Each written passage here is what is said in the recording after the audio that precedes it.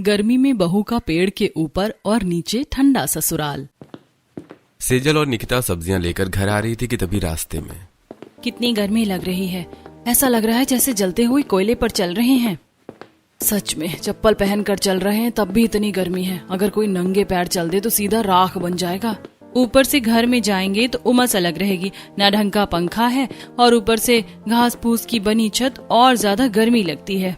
सच में न घर में रहने का मन करता है, ना ही बाहर निकलने का, खास करके धूप में।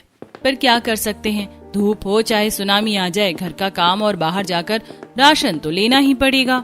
सेजल और निकिता आपस में बातें करते हुए पसीने से लथपथ घर पहुंचती हैं। दरवाजे पर शर्मिला देखती है। आ गई तुम दोनों बहुएं, इतना भीग क्यों गई हो? मम्मी जी भीगे नहीं है, पसीने की वजह से ऐसी हालत हो गई है। बाहर इतनी गर्मी है कि क्या कहें, ऊपर से घर में आकर और ज्यादा गर्मी लग रही है। सच में बहू, घर तो ऐसा लग रहा है जैसे किसी ज्वालामुखी के ऊपर बना हो, इतनी गर्मी क्यों है? मम्मी जी क्यों ना हम छत पर जो टीन लगा है उसे हटाकर पक्का छत बनवा लें। छत बन जाएगी तो गर्मी कम हो जाएगी और रात में ऊपर सो भी पाएंगे। पागल हो गई है क्या? घर में खाने के पैसे मुश्किल से आते हैं, छत कहाँ से बनेगी? लेकिन मम्मी जी अगर छत नहीं बनवाई तो इस गर्मी में हम लोग रह ही नहीं पाएंगे। जैसा चल रहा है वैसा चलने दो, अभी पैसे नहीं है, कहीं ऐसा ना हो कि कुछ ठीक करने गए उल्टा और परेशानी में फंस गए। ठीक है, जैसा आप कहें। इतना कहकर निकिता और सेजल पानी पीकर सब्जी बनाने लगती हैं। फिर अगले दिन अभी चल गए थे तो आते आते हालत पंचर हो गई थी और आज दोबारा पानी लेने जाना पड़ेगा। सच में ना ढंग की छत है और ना ही घर में पानी की व्यवस्था। इतनी गर्मी, ऊपर से नदी से पानी लेकर आओ। लेकिन अब क्या कर सकते हैं, जो भी हो जाना तो पड़ेगा ही। चलिए मैं चलती हूँ। देवरानी जी आप अकेले क्यों, मैं भी चलती हूँ, साथ जाएंगे तो क्या पता बातें करते समय वक्त बीत जाए। सेजल निकिता दो दो मटके को उठाती है और नदी से पानी लेने के लिए चल पड़ती है।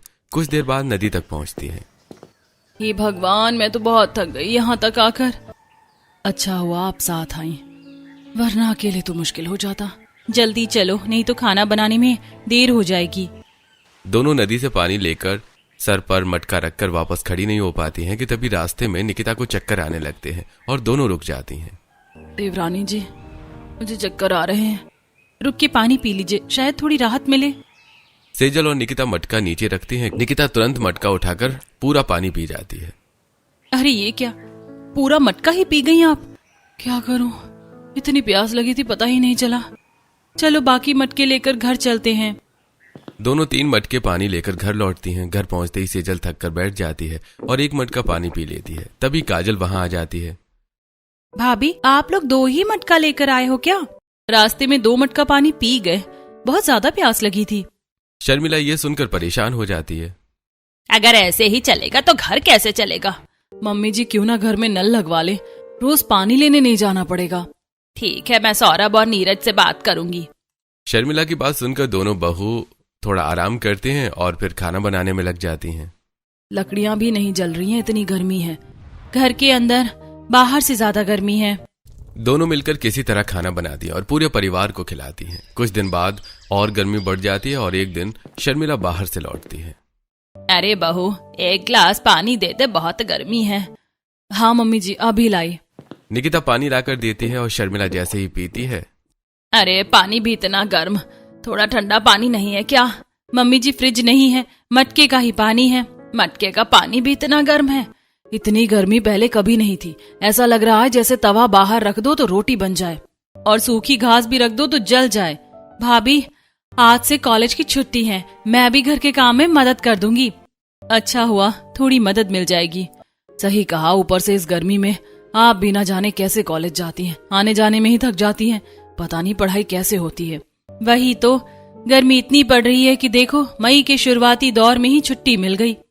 सभी मिलकर घर का काम करते हैं और दिन रात गर्मी में संघर्ष करते हुए गुजरता है। फिर एक दिन रात को घर के मर्द जब काम से लौटते हैं तो अरे आगे सौरभ जी, आप इतनी देर क्यों हुई भला?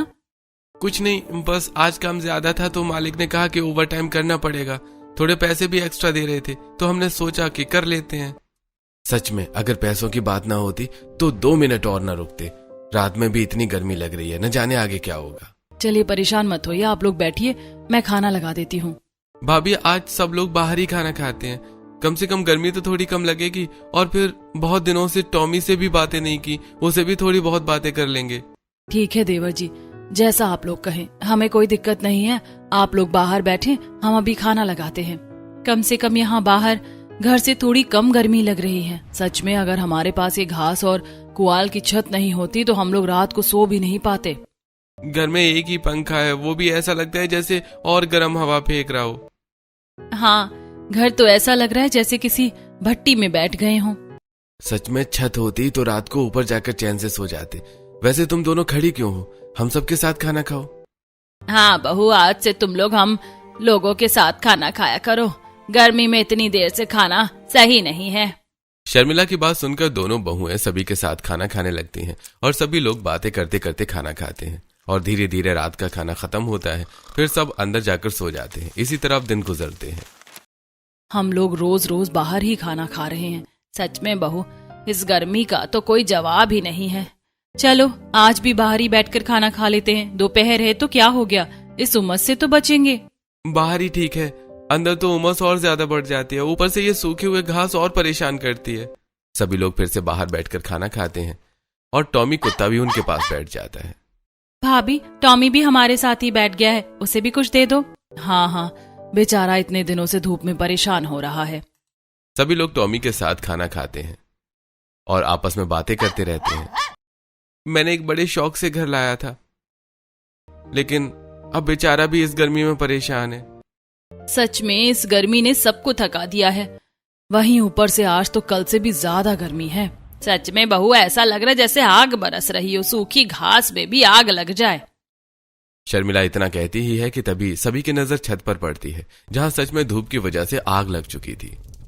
अरे वो देखो, घर को क्या हुआ? अरे ये घर में आग कैसे लग गई? अरे वो देखो, भूसी जल रही है, सूखी घास में आग लग गई है। जल्दी चलिए, आग बुझानी है। सभी लोग दौड़कर घर की तरफ जाते हैं। तेज धूप में सूखी घास ने आग पकड़ ली होती है और धीरे धीरे पूरा घर जलने लगता है। लोग पानी और मिट्टी डालकर आग बुझाने की कोशिश करते हैं, लेकिन आग फैलती जाती है। ये क्या हो गया? अब कहाँ जाएंगे? काश उस दिन छत बनवा लेते तो आज ये दिन नहीं देखना पड़ता। अब हम बेघर हो गए मम्मी जी। हम बेघर जरूर हो गए हैं, लेकिन जान बच गई, वरना सोचो अगर अंदर होते तो सब जल जाते। अब हम कहाँ रहेंगे? रिश्तेदारों के पास भी जाना मुश्किल है, सब अपने में लगे हैं। अब कुछ तो सोचना पड़ेगा, वैसे तो जिंदगी नहीं चलेगी। सभी बातें कर रहे थे कि तभी वहां कुछ पड़ोसन आती हैं।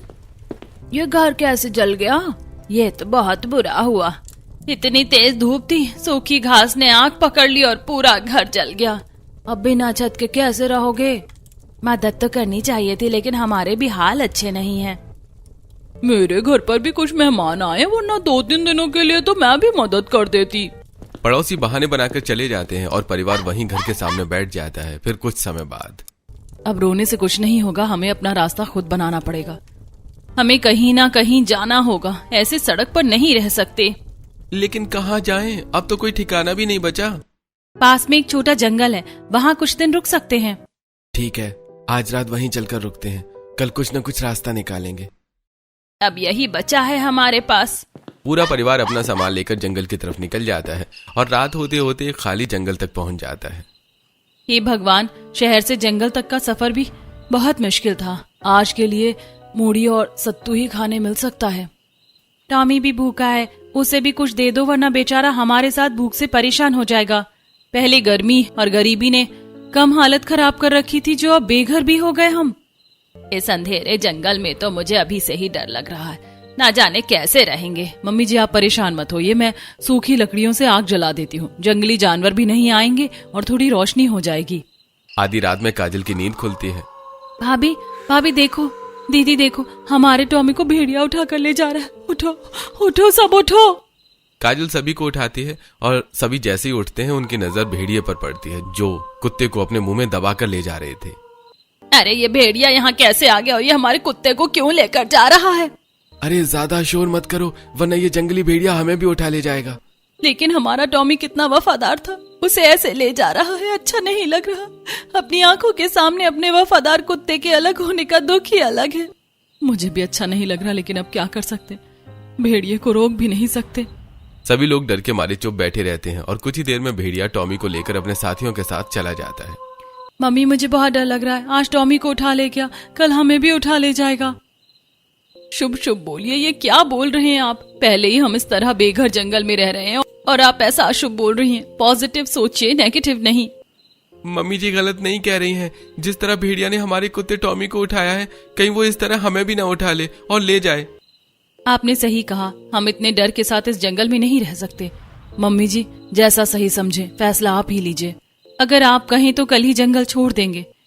बहू, इसमें कहने की क्या बात है। हम इस जंगल के बाहर सड़क पर रह लेंगे, लेकिन इस डरावने हादसे को अपने सामने देखने के बाद इस जंगल में नहीं रहेंगे। हम कल ही इस जंगल को छोड़कर चले जाएंगे।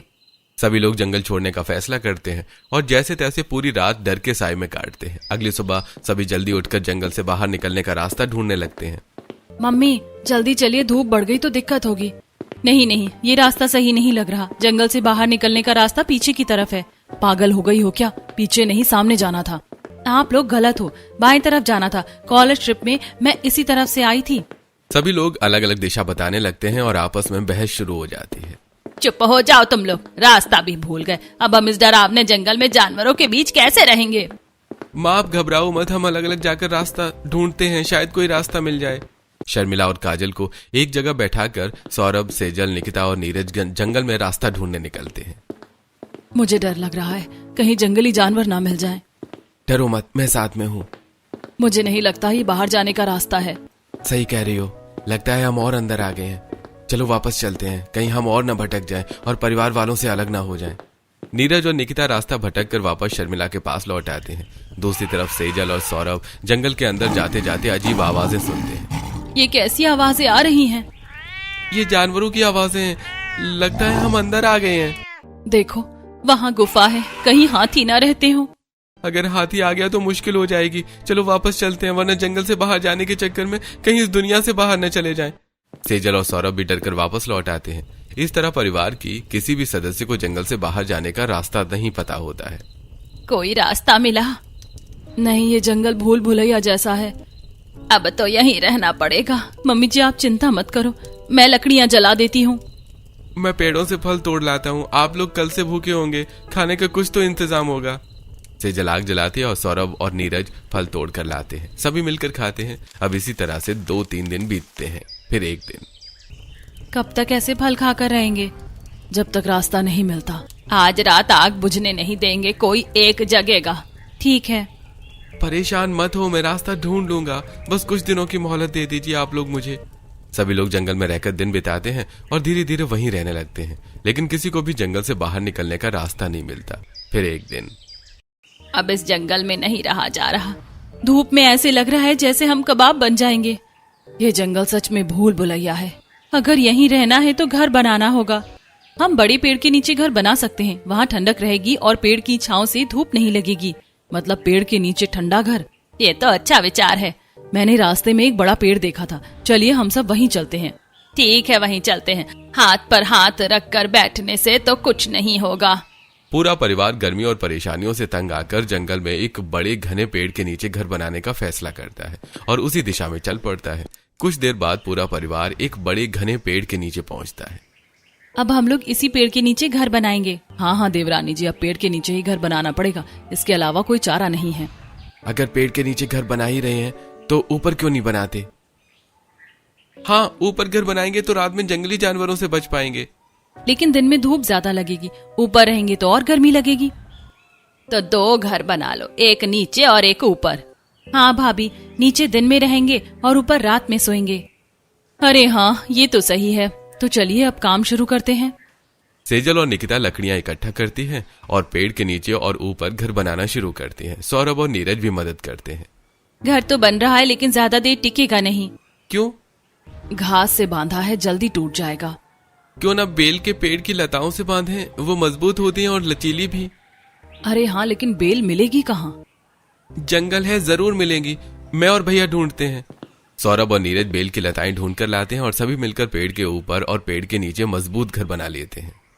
मम्मी जी देखिए, घर तैयार हो गया। बहुत अच्छा बनाया है, लेकिन हम इसके ऊपर चढ़ेंगे कैसे? हमने चढ़ने के लिए सीढ़ियां बनाई हैं, वो देखिए। लेकिन अगर पेड़ सूख गया तो? हम रोज पानी डालेंगे, पेड़ भी बचेगा और ठंडक भी देगा। हाँ, इससे ठंडी हवा भी मिलेगी और गर्मी कम लगेगी। आप लोगों ने तो कमाल कर दिया, पेड़ के ऊपर नीचे इतना शानदार घर। ये बात तो है। अच्छा चलो, अब रात हो रही है, अब सब घर के अंदर चलते हैं, वरना कहीं फिर से वो भेड़िया ना आ जाए। सभी लोग नए घर में जाकर आराम करते हैं और कुछ दिन ऐसे ही गुजरते हैं। आज फल क्यों नहीं मिले? शायद पेड़ पर फल नहीं थे। सुना है हाथी आकर खा जाते हैं। ऐसे तो भूखे रह जाएंगे। हमें कुछ और करना पड़ेगा, हर दिन इस तरह भूखे नहीं रह सकते। जंगल में क्या करेंगे? ना हमें बाहर जाने का रास्ता पता है और ना ही कुछ और। सेजल और निकिता सोच में पड़ जाती हैं और फिर क्यों ना हम खेती करें? क्या खेती? पेड़ों के बीज और टहनियां काफी हैं, इसका मतलब यहाँ की जमीन उपजाऊ है और उपजाऊ जमीन में थोड़े कम खाद के साथ भी खेती की जा सकती है। सही कहा देवरानी जी, ये ख्याल तो मेरे दिमाग में आया ही नहीं। अब हम पेड़ पर घर बनाने के साथ साथ खेती भी करेंगे, चूल्हा और बर्तन भी बनाना होगा। हाँ, अगर तुम लोगों ने खाना उगा भी लिया तो बनाओगी कैसे? सब हो जाएगा, पहले खेती शुरू करते हैं। हाथ पर हाथ रखकर बैठने से तो ज्यादा अच्छा रहेगा। सेजल की बात सुनकर सभी सहमति भर देते हैं और निकिता साथी से जल मिलाकर अगले ही दिन से खेती शुरू करती है। जमीन खोदकर बीज बो रही होती है। भगवान करे फसल अच्छी हो। पानी और खाद भी डालना होगा। पानी कहाँ से लाएंगे? पास में नदी है, लेकिन हर रोज जाना बहुत मुश्किल होगा। हाँ, सही कहा, अगर हर रोज नदी से पानी लेने जाएंगे तो खेती करने और बाकी सारे काम करने का तो वक्त ही नहीं मिलेगा। क्यों ना नदी का पानी खेत तक ले आए? लेकिन कैसे जेठानी जी? हम नदी से खेत को कनेक्ट करके एक पतली सी नाली जैसी जगह बनाएंगे। 2-3 दिन नदी का पानी उसी नाली में डालेंगे और फिर कुछ दिनों बाद अपने आप नदी खेत तक आने लगेगी। मैंने ज्योग्राफी में पढ़ा था। निकिता की बात सुनकर सेजल खुश होती है और दोनों नदी की तरफ निकल जाती हैं और कुछ देर में पहुंच भी जाती हैं। देखिए, यहाँ पर थोड़ा गड्ढा है, यहीं से जमीन खोदकर हम अपने खेत तक पानी ला सकते हैं। ठीक है, वो रही लकड़ी, उसे नुकीला बनाकर जमीन खोदते हैं और खेत तक रास्ता बनाते हैं। सेजल और निकिता लकड़ी उठाकर पूरे दिन मेहनत करके जमीन खोदती हैं और नदी से खेत तक पानी का रास्ता बना देती हैं। शर्मिला पेड़ के नीचे बने घर में बैठी होती है, तभी पानी के बहने की आवाज सुनाई देती है। ये पानी की आवाज कहाँ से आ रही? कहीं कोई सुनामी तो नहीं आ रही? मुझे बहुत डर लग रहा है, कहीं बाहर ना आ गई हो, क्योंकि कुछ दूर पर नदी बहती है। चलिए बाहर देखने। काजल की बात सुनकर शर्मिला और काजल बाहर निकलती हैं और खेत के पास पानी देखकर हैरान रह जाती हैं। अरे बहू, ये पानी कहाँ से आ रहा है? ऐसा लग रहा है जैसे किसी ने नदी से पानी मोड़ दिया हो। हमने नदी का रास्ता बनाकर पानी को खेत तक ला दिया है, अब रोज पानी लेने नहीं जाना पड़ेगा। अरे वाह, अब तो पहले से भी आसान हो गया। आप लोगों को बाहर दूर जाकर पानी नहीं लाना पड़ेगा, हमारे घर की तरह। हाँ, ये तो है। वैसे आप लोग आराम कीजिए, अभी और काम बाकी है। सेजल और निकिता फिर से खेत में काम करने लगती हैं और धीरे धीरे फसल उगने लगती है। मुझे बहुत खुशी हो रही है, इतनी जल्दी अनाज उग गया। सच में इतने कम दिनों में इतना अच्छा अनाज हैरानियत की बात है। वैसे हाँ, वो तो है, लेकिन शायद ये जंगल है और जंगल तो हमेशा उपजाऊ ही होते हैं, इस वजह से इतनी जल्दी अनाज उग पाए। चूल्हा तो बन जाएगा, बर्तन का क्या करेंगे? क्यों ना हम मिट्टी के बर्तन बनाएं, उसमें खाना बनाना आसान भी होगा और हेल्दी भी। हाँ, जैसे पुराने जमाने के लोग बनाया करते थे, लेकिन इसमें समय लगेगा, तब तक तो रात भी हो जाएगी। काजल की मदद ले लेते हैं, अगर साथ में करेंगे तो जल्दी काम हो जाएगा। सेजल काजल को बुलाती है और तीनों मिलकर मिट्टी के बर्तन और चूल्हा बनाना शुरू करती हैं। भाभी, आप दोनों हमारे लिए इतना सब कुछ कर रही हैं, मैं भी तो आपकी मदद कर सकती हूँ। बल्कि मैं आप दोनों की मदद करूंगी, लेकिन क्या खाना हम खा पाएंगे मिट्टी के बर्तनों में? हाँ, क्यों नहीं, मिट्टी के बर्तन में ठीक वैसे ही खाना खाएंगे जैसे पहले जमाने के लोग खाया करते थे। मैंने भी पढ़ा, ये हेल्दी होता है। हाँ, पुराने समय में सब ऐसे ही खाते थे। तीनों हंसी मजाक करते हुए बर्तन और चूल्हा बना लेती हैं और अगले दिन खाना बनाने की तैयारी करती हैं। अब कुछ ही देर में खाना बन जाएगा और बरसों की भूख मिटेगी। इतने दिनों बाद खाना देखकर सब खुश हो जाएंगे। सेजल और निकिता चूल्हे पर खाना बनाती हैं और कुछ ही देर में सभी को परोसती हैं। भाभी, आप भी बैठकर खाना खाइए, आखिरकार आपने ही तो इतनी मेहनत की है, और फिर आप ही ठंडा खाना खाए तो क्या फायदा। हाँ, अरे तुम लोग भी साथ बैठो, क्योंकि अगर खाना ठंडा हो गया तो घर में भी नहीं कर सकते। सभी की बात सुनकर सेजल और निकिता भी सबके साथ बैठती हैं और सभी खाना खाना शुरू करते हैं। इतने दिनों बाद खाना खाकर सुकून मिला, ना जाने कितने दिनों से पेट में चूहे कूद रहे थे। अब लग रहा है पेट भरा है, वरना फल खाकर तो बस प्रोटीन मिलता था। खाने की खुशबू कमाल की है और खाना लाजवाब। हमारी पत्नियां बहुत समझदार हैं। हाँ, वो तो हैं। इन लोगों ने इस घने जंगल में भी पेड़ पर ठंडक देने वाला घर और खाने के लिए मिट्टी के बर्तन सब कुछ का इंतजाम कर दिया। नहीं नहीं, इन सब में तारीफ की कोई जरूरत नहीं है, ये तो हमारा फर्ज था। अब शायद यही जंगल हमारा घर है, तो अपने घर को सजा कर रखना और उसकी जरूरतें पूरी करना हमारी ही जिम्मेदारी है, क्योंकि इसके अलावा हमारा कोई रहने का स्थान नहीं है। आपने तो जंगल को घर बना दिया, अब घर की कमी भी कम ही महसूस होती है। सभी बहू की तारीफ करते हैं और कुछ देर बाद रात में सभी खाना खाकर पेड़ पर बने घर में सोने चले जाते हैं। फिर आधी रात को मेरी कमर टूट गई इस घर में सोते सोते। भगवान इतनी मेहनत की है, अब उन्हें कुछ कह भी नहीं सकती, लेकिन पहले इस घर में ठंडक हो पर एक ढंग का बिस्तर नहीं है। क्या हुआ मम्मी जी, कुछ परेशानी है क्या? ये घर सख्त है, मुझे मुलायम बिस्तर की आदत है। शर्मिला सो जाती है और सेजल और निकिता बात करती हैं। मम्मी जी को दिक्कत हो रही है, ऊपर से उनकी उम्र हो गई है, इस तरह उनकी कमर के साथ लापरवाही नहीं कर सकते। हम एक काम करते हैं, घास का बिस्तर बना सकते हैं, लेकिन घास सूख जाएगी तो वो भी लोगों को धसेगी। हम रोज पानी डालेंगे, ठंडक भी रहेगी और घास पेड़ की तरह हरी भरी भी। सही कहा, तो कल ही हम घास का बिस्तर बनाएंगे। क्या फैसला लेकर बहुएं भी सो जाती हैं और अगले दिन दोनों घास को आपस में जोड़कर बड़ी मेहनत के साथ घास का बिस्तर बनाती हैं। अरे ये बिस्तर कहां से आया? हमारे इस पेड़ के घर में तो बिस्तर ही नहीं था, हमने तो नहीं लाया। ये घास का बिस्तर है, हमने अपने हाथों से बनाया है। मम्मी जी, आपको और बाकी सबको परेशानी ना हो इसलिए। क्या सच में घास का इतना मुलायम और अच्छा बिस्तर वो भी तुम लोगों ने बनाया है? अरे तुम लोगों को सिखाया किसने? मम्मी जी के लिए बनाया है, और फिर सीखने की क्या बात है। गरीबी और मजबूरी हर एक चीज दिखा और सिखा देती है। तुम लोग मेरा कितना ख्याल रखती हो। भगवान ने चाहे हम पर जितनी भी मुसीबत दी हो, लेकिन तुम दोनों जैसी बहू देकर सारी मुसीबत का हल भी दिया है। बस मम्मी जी, अब बातें मत कीजिए और सो जाइए। वैसे भी अगर हम अच्छी हैं तो हमारी सास भी तो अच्छी हैं। पूरा परिवार बहू की तारीफ करता है और कुछ देर बाद सभी घास के बने बिस्तर पर जाकर आराम से सो जाते हैं। अब इसी तरह दिन बीतते हैं और फिर कुछ दिनों के बाद भाभी देखो ना, कितनी ठंडी ठंडी हवाएं आ रही है। जब हम अपने असली घर में रहा करते थे तब तो धूप ही धूप हुआ करती थी। ठंडी हवा इसलिए आ रही है क्योंकि हमने ऊंचाई में घर बनाया है और ऊंचाई पर हमेशा हवा ज्यादा आती है। हाँ, और ऊपर से पेड़ की पत्तियों की वजह से धूप भी नहीं लग रही, इस वजह से घर बिल्कुल ठंडक देने वाला है। घर है पेड़ के ऊपर तो क्या हुआ, लेकिन ये घर हमारे पुराने घर से भी ज्यादा अच्छा है। बहू, अगर इसी तरह चलता रहा तो तुम लोगों ने खेती बाड़ी भी अच्छी तरह से की है, तो फिर हमें दोबारा किसी भी परेशानियों का सामना नहीं करना पड़ेगा। हम यहीं रह जाएंगे। सच में यह हवा खाकर तो पूरा मन ठंडा हो गया। बात तो सही है, लेकिन तुम लोग बस कुछ ही चीजों की खेती करते हो, सब्जियों की और धान की। आखिरकार पूरी जिंदगी सब्जी खाकर तो नहीं बीतेगी, हमें और भी चीजों की जरूरत पड़ेगी, तो हम उन सब का क्या करेंगे? बात बिल्कुल सही है। अब तो कोई हमें काम भी नहीं देगा, लगता है हमें कोई और रास्ता अपनाना पड़ेगा। क्यों ना हम जो खेती करते हैं, जब कुछ दिनों बाद बहुत सारी सब्जियां हो जाएं तो हम उन्हें बेचें। सब्जियां बेचना कोई आसान काम नहीं है। हम सब्जियां कैसे बेचेंगे, वो भी जंगल में रहकर? अगर जंगल में इंटरनेट काम कर रहा है तो सब्जियां बेचना कौन सी बड़ी बात है। और आपको कौन बोल रहा है जंगल में बेचने? हम शहर में जाकर बेचेंगे, ताजी सब्जियां अच्छे दाम में बिकेंगी। हाँ, बात तो सही है, क्योंकि इस गर्मी में सब्जियां सड़ी गली आती होंगी। जब तुम लोग ताजी सब्जियां बेचोगे तो अच्छा मुनाफा भी होगा। हाँ ठीक है, कल से ही मैं सब्जियां बेचने जाऊंगा। अगर ऐसी बात है तो क्यों ना मैं भी जंगल के फल बेचने लगूं। वैसे भी अभी आम का मौसम है, कच्चे आम से लेकर जामुन सब बिकेंगे। सभी लोग अगले दिन से सब्जी और फल बेचने का फैसला लेते हैं और अगले दिन सौरभ ठेला लेकर और नीरज फल लेकर तैयार खड़ा होता है। हमने फल तो ले लिए हैं, लेकिन बाहर जाने का रास्ता नहीं पता। हाँ, हमने पहले भी बहुत कोशिश की थी, लेकिन रास्ता नहीं मिला। अब क्या करेंगे? मेरे पास एक आइडिया है। ये जो नदी है, ये वही नदी है जहाँ से हम पहले पानी लाते थे। हाँ, मुझे याद आया, इसका मतलब ये रास्ता शहर की तरफ जाता होगा। आप लोग इस नदी के रास्ते से जाइए, जरूर बाहर पहुँच जाएंगे। अरे वाह बहू, ये तो हमने सोचा ही नहीं। अगर ये पहले सोचते तो उसी दिन निकल जाते। सौरभ और नीरज नदी के रास्ते चलते हुए शहर पहुंच जाते हैं। वाह भैया, फाइनली हम लोग बाहर आ गए।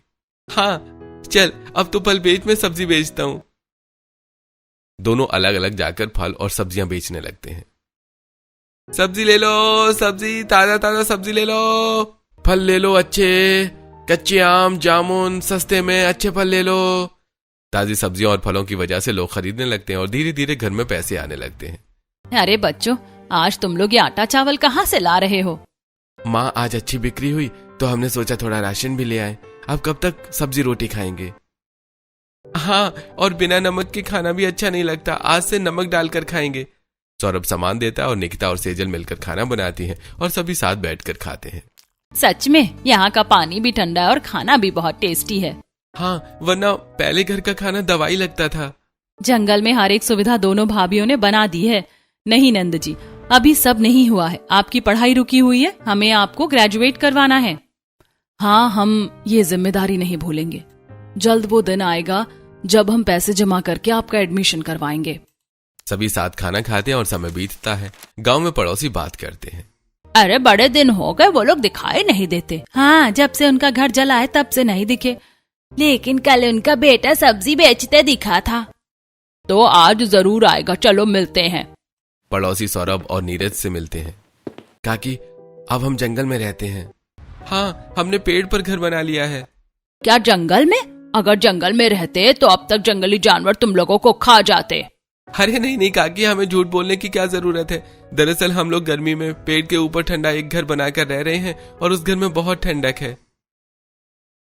हाँ, इतनी ठंडक जितनी शायद ही कूलर या पंखे से आती होगी। क्या गर्मी में पेड़ के ऊपर रहना हलवा थोड़ी ना है? अगर ऐसी बात है तो हम भी देखने आएंगे तुम्हारा जंगल में पेड़ के ऊपर बना घर। हाँ हाँ, क्यों नहीं, आप आज ही जंगल जाइए, वहां आपको हमारा घर जरूर दिखेगा।